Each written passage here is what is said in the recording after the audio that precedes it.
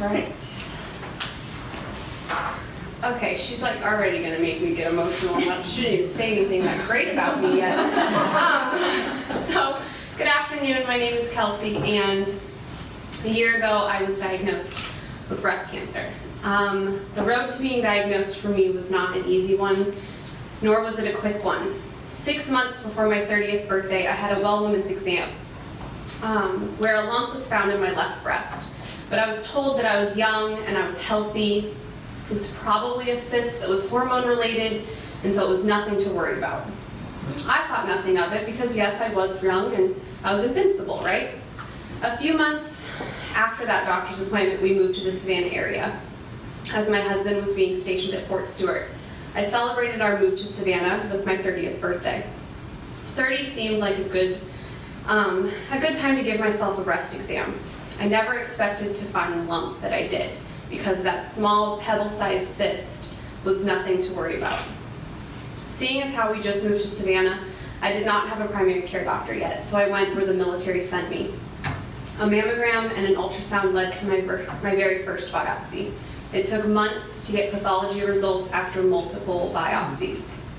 If you've ever waited for potentially life-altering news, you can understand the level of anxiety I was operating under. It was disheartening to be waiting for a phone call from doctors who I felt didn't value the urgency of the situation. So I decided to find my own team of doctors. My search led me down this very hallway to a room with a doctor who immediately had a plan. Dr. Usher diagnosed me with stage 2B invasive ductal carcinoma and DCIS. Alongside him was a woman who I'll never fully be able to thank in words, my nurse navigator, Krista Alifi.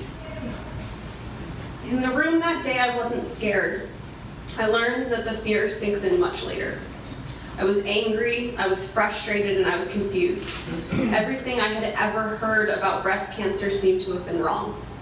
I was young, I was healthy, I had no family history, and I breastfed 4 beautiful babies. So how could this all be happening? Out of that confusion came action. In a matter of days, I was getting ready for my first chemotherapy treatment. I met with my oncologist, Dr. Taylor, and he gave me a piece of advice that has stuck with me to this day. He told me that my mindset would play the biggest role in getting through treatment.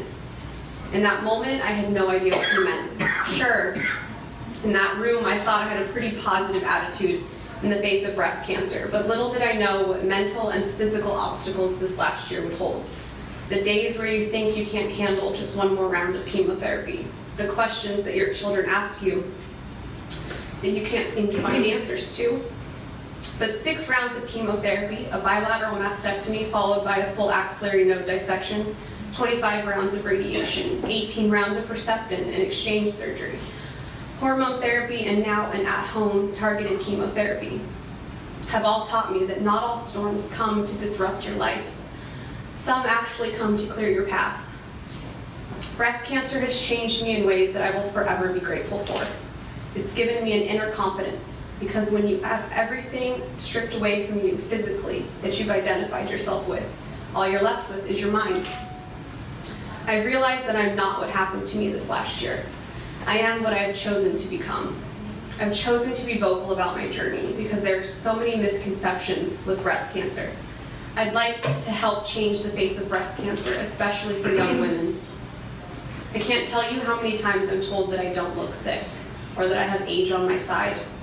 You have to be your own advocate. Self-checks and early detections are what save lives. If you're under the age of 40, it may seem that there are not many resources for you when it comes to breast screenings. You have to qualify for a mammogram from the health department. Your age in many cases is what makes or breaks you to getting a referral for screenings. But cancer doesn't sit there and ask for your personal qualifications before it invades your life. The Telfair Mammography Fund is the resource that doesn't count you out based on your age, no matter how rare it may seem for young women to get breast cancer. I'm so happy there's a resource for individuals to receive the exact same exceptional care that I got here that gave me a second chance at life. Being 30 years old when I found my lump, I was grateful to get a referral and get imaging on my left breast. Not all women are in that position. The Mammography Fund is here to provide no-cost breast health services to uninsured and underinsured individuals. I can't express to you how much it means to have an option in an unfortunate situation, to have the support of this incredible team of doctors and nurses here who don't just ask you how you're doing, but they make an effort to be a part of the reason you're doing so well. So thank you to all of you who have been here since day one on my journey. Thank you.